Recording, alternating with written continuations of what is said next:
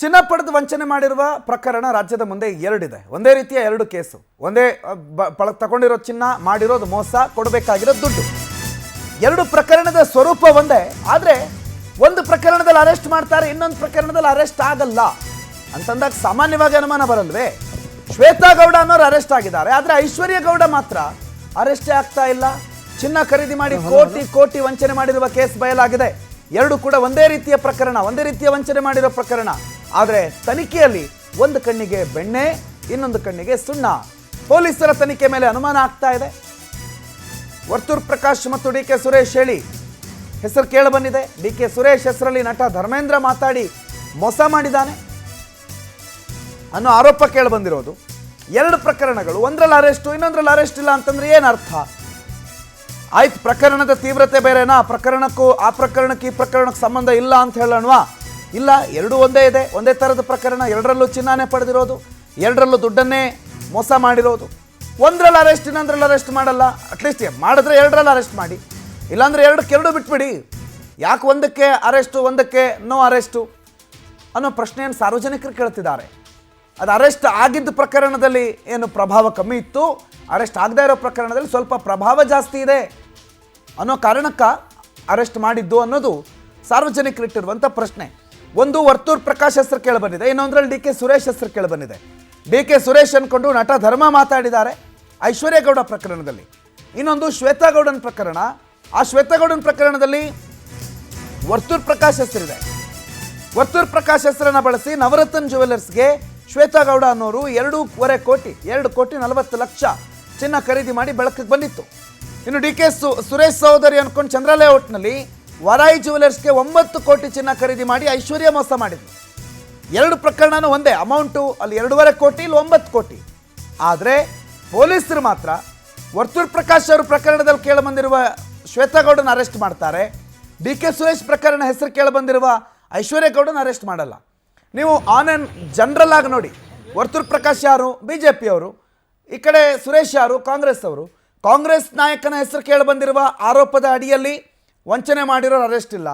BJP ಪ್ರಕರಣದಲ್ಲಿ BJPಯ ನಾಯಕರ ವಿಚಾರದಲ್ಲಿ ಕೇಳಿಬಂದಿರುವ ವ್ಯಕ್ತಿಯ ಹೆಸರಿನಲ್ಲಿ ಅರೆಸ್ಟ್ ಆಗುತ್ತೆ ಅಂತಂದರೆ ಸಾಮಾನ್ಯವಾಗಿ ಈ ಅನುಮಾನ ಬರುತ್ತೆ. ವೆಂಕಟೇಶ್ ಈ ಬಗ್ಗೆ ಮಾಹಿತಿ ಕೊಡ್ತಾರೆ, ನೇರ ಸಂಪರ್ಕದಲ್ಲಿದ್ದಾರೆ. ವೆಂಕಟೇಶ್, ಡಿ ಕೆ ಸುರೇಶ್ ಹೆಸರು ಕೇಳಿಬಂದರೆ ನೋ ಅರೆಸ್ಟ್, ಇಲ್ಲಿ ವರ್ತೂರ್ ಪ್ರಕಾಶ್ ಹೆಸರು ಕೇಳಿಬಂದರೆ ಅರೆಸ್ಟು. ಪ್ರಕರಣ ಒಂದೇ, ಮಾಡಿರೋದು ವಂಚನೆನೇ, ಮಾಡಿರೋದು ದುಡ್ಡಿನ ವಂಚನೆನೇ, ತೊಗೊಂಡಿರೋದು ಚಿನ್ನಾನೇ. ಯಾಕೆ ಒಂದು ಕಣ್ಣಿಗೆ ಬೆಣ್ಣೆ ಒಂದು ಕಣ್ಣಿಗೆ ಸುಣ್ಣ ವೆಂಕಟೇಶ್? ಪ್ರಣೀತ್, ಹೌದು, ಇದು ಸಾಕಷ್ಟು ಅನುಮಾನಕ್ಕೆ ಕೂಡ ಎಡೆ ಮಾಡಿಕೊಡ್ತಾ ಇದೆ. ಪೊಲೀಸರ ತನಿಖೆಯನ್ನು ಗಮನಿಸ್ತಾ ಇದ್ದರೆ ಒಂದು ಕಡೆ ಕಮರ್ಷಿಯಲ್ ಸ್ಟ್ರೀಟ್ ಪೊಲೀಸ್ ಠಾಣೆಯಲ್ಲಿ ಒಂದು ಪ್ರಕರಣ ದಾಖಲಾಗುತ್ತೆ. ಶ್ವೇತಾ ಗೌಡ ಏನು ಒಂದು ವರ್ತೂರ್ ಪ್ರಕಾಶ್ ಅವರನ್ನ ಹೆಸರು ಬಳಸ್ಕೊಂಡು ವಂಚನೆ ಮಾಡಿದ್ದಾರೆ ಅಂತ ಹೇಳಿ ಜ್ಯುವೆಲರ್ ಮಾಲೀಕ ಒಂದು ಕಂಪ್ಲೇಂಟನ್ನು ಕೊಡ್ತಾರೆ. ಕಂಪ್ಲೇಂಟ್ ಕೊಟ್ಟ ತಕ್ಷಣವೇ ಆರೋಪಿಗಳನ್ನು ಬಂಧನ ಮಾಡ್ತಾರೆ, ವಿಚಾರಣೆಗೆ ನೋಟಿಸನ್ನು ಕೊಡ್ತಾರೆ.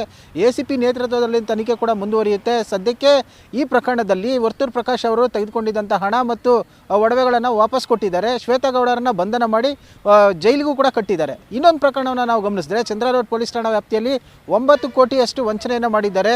ಈ ಒಂದು ಪ್ರಕರಣದಲ್ಲಿ ಐಶ್ವರ್ಯ ಗೌಡ ಮತ್ತು ಹರೀಶ್ ಅವರ ಪತಿ ಹಾಗೂ ಧರ್ಮೇಂದ್ರ ಅವರ ಹೆಸರು ಕೇಳಿ ಬಂದಿದೆ. ಅಂದರೆ ಮಾಜಿ ಸಂಸದ ಡಿ ಕೆ ಸುರೇಶ್ ಅವರ ಸಹೋದರಿ ಅಂತ ಹೇಳಿ ಏನು ಐಶ್ವರ್ಯ ಗೌಡ ಅವರು ಜ್ಯುವೆಲರಿ ಶಾಪ್ಗೆ ಹೋಗಿ ಚಿನ್ನವನ್ನು ಖರೀದಿ ಮಾಡಿದ್ದಾರೆ. ಖರೀದಿ ಮಾಡಿದ ನಂತರ ಈ ವಂಚನೆ ಪ್ರಕರಣ ಕೂಡ ಬೆಳಕಿಗೆ ಬಂದಿದೆ. ಬೆಳಕಿಗೆ ಬಂದ ನಂತರ FIR ಕೂಡ ದಾಖಲಾಗಿದೆ. ಆದರೆ ಐಶ್ವರ್ಯ ಗೌಡರನ್ನು ಬಂಧನ ಮಾಡದೆ ಆರಾಮಾಗಿ ಓಡಾಡ್ಕೊಂಡಿದ್ದಾರೆ. ಅವರಿಗೆ ಮಾಧ್ಯಮಗಳಲ್ಲಿ ಆಕೆ ತನಗೆ ಇಷ್ಟ ಬಂದಂಥ ಹೇಳಿಕೆಗಳನ್ನು ಕೊಡ್ತಾ ಇದ್ದಾರೆ. ಈ ಪ್ರಕರಣದಲ್ಲಿ ನಂದೇನು ಪಾತ್ರ ಇಲ್ಲ ಅನ್ನುವಂಥ ರೀತಿಯಲ್ಲಿ ಹೇಳಿಕೊಂಡು ಓಡಾಡ್ತಾ ಇದ್ದಾರೆ. ಆದರೆ ಪೊಲೀಸರು ಆಕೆಗೆ ನೋಟಿಸನ್ನು ಕೊಡ್ತಾ ಇದ್ದಾರೆ, ಅಂದರೆ ವಿಚಾರಣೆಗೆ ಬರಬೇಕು, ಪ್ರಕರಣ ಏನಾಗಿದೆ ಅಂತೇಳಿ. ಆದರೆ ಜ್ಯುವೆಲರಿ ಮಾಲೀಕರು ಹಾಗಾದರೆ ಸುಳ್ಳು ಹೇಳ್ತಾ ಇದ್ದಾರೆ, ಹಾಗಾದರೆ ಕೊಟ್ಟಿರುವಂತಹ ಚಿನ್ನ ಸುಳ್ಳ, ಆಗಿರುವಂಥ ವಂಚನೆ ಪ್ರಕರಣಗಳು ಹಾಗಾದರೆ ತಪ್ಪ ಅನ್ನುವಂಥ ಅನುಮಾನಗಳು ಕೂಡ ಕಾಡ್ತಾ ಇದೆ. ಆದರೆ ಡಿ ಕೆ ಸುರೇಶ್ ಅವರ ಹೆಸರು ಕೇಳೋದು ಬಂದ ಕೂಡಲೇ ಪೊಲೀಸರು ಆರೋಪಿಗಳನ್ನು ಯಾಕೆ ಬಂಧನ ಮಾಡಿಲ್ಲ ಅನ್ನೋಂಥ ಅನುಮಾನ ಕೂಡ ಕೊಡ್ತಾ ಇದೆ. ಸಾರ್ವಜನಿಕರಿಗೂ ಕೂಡ ಈ ಪ್ರಶ್ನೆ ಸಹಜವಾಗಿ ಮೂಡುವಂಥದ್ದು. ಯಾಕಂದರೆ ಆಡಳಿತ ಪಕ್ಷದಲ್ಲಿ ಅವರ ಸಹೋದರ ಡಿ ಕೆ ಶಿವಕುಮಾರ್ ಅವರು DCM ಆಗಿದ್ದಾರೆ, ಮಾಜಿ ಸಂಸದರು ಆಗಿರುವಂಥದ್ದು ಡಿ ಕೆ ಸುರೇಶ್ ಅವರು. ಇವ್ರನ್ನ ಬಂಧನ ಮಾಡುವಂತಹ ವಿಚಾರಕ್ಕೆ ಇವರೇನಾದರೂ ತಡೆಯನ್ನು ಕೊಟ್ಟಿದ್ದಾರಾ ಅಂತ ಹೇಳ್ತಾ ಇದ್ದಾರೆ. ಒಂದು ಕಡೆ ಡಿ ಕೆ ಸುರೇಶ್ ಅವರೇ ಕೂಡ ಖುದ್ದು ಕಮಿಷನರ್ ಅವರಿಗೆ ಕರೆ ಮಾಡಿ ಪ್ರಕರಣದಲ್ಲಿ ನನ್ನ ಪಾತ್ರ ಇಲ್ಲ, ನೀವು ಕಾನೂನು ಕ್ರಮ ಏನು ತೆಗೆದುಕೊಳ್ಬೇಕು ಅದನ್ನು ತೆಗೆದುಕೊಳ್ಬೋದು ಅಂತ ಕೂಡ ಹೇಳಿದ್ದಾರೆ ಅಂತ ಹೇಳ್ತಾ ಇದ್ದಾರೆ. ಆದರೂ ಕೂಡ ಪೊಲೀಸರು ಯಾಕೆ ಅರೆಸ್ಟ್ ಮಾಡಲಿಲ್ಲ, ಈ ಆರೋಪಿಗಳನ್ನು ಹೊರಗಡೆ ಬಿಟ್ಟು ಇಷ್ಟು ವಿಚಾರಣೆ ಮಾಡ್ತಾ ಇರುವಂಥದ್ದು ಯಾಕೆ ಅನ್ನುವಂಥ ಪ್ರಶ್ನೆಗಳು ಕೂಡ ಮೂಡ್ತಾ ಇರುವಂಥದ್ದು ಸಹಜವಾಗಿಯೇ ಕಾಡ್ತಾ ಇದೆ. ಇವತ್ತು ನೋಟಿಸನ್ನು ಕೂಡ ಕೊಟ್ಟಿದ್ದಾರೆ ಅವರು ವಿಚಾರಣೆಗೆ ಬರಬೇಕು ಅಂತ ಹೇಳಿ. ಅಂದರೆ ಈ ಪ್ರಕರಣ ಅಷ್ಟು ಗಂಭೀರವಲ್ವ ಪೊಲೀಸರಿಗೆ ಅನ್ನುವಂಥ ಅನುಮಾನ ಕೂಡ ಕಾಡ್ತಾ ಇರುವಂಥದ್ದು. ಪ್ರಣೀತ್, ಥ್ಯಾಂಕ್ ಯು ವೆಂಕಟೇಶ್ ಮಾಹಿತಿಗೆ.